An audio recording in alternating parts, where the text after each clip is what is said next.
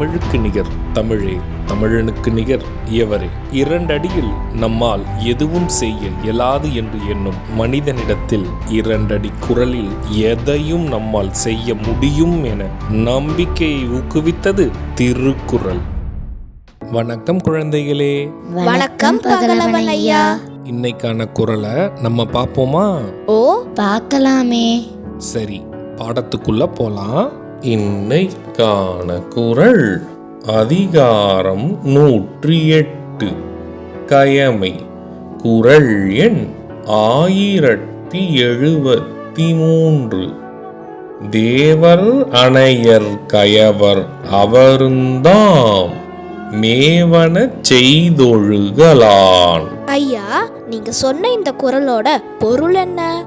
இதற்கான பொருள், கயவர்கள் கூட தேவரை போன்றவர்களே.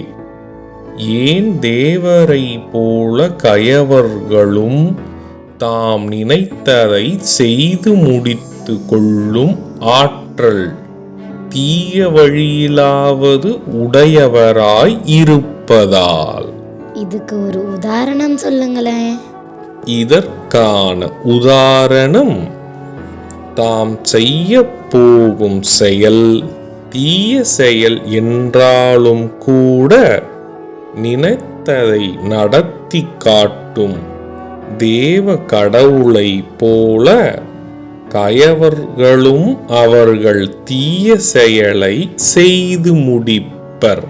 நான் சொன்னது உங்களுக்கு புரிஞ்சுதா தீரன், இலக்கியா?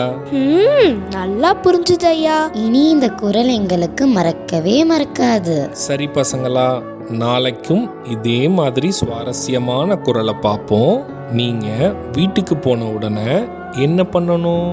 இன்னைக்கு நாங்க படிச்ச குறளை அப்பா அம்மா கிட்ட சொல்லி காட்டுவோம்.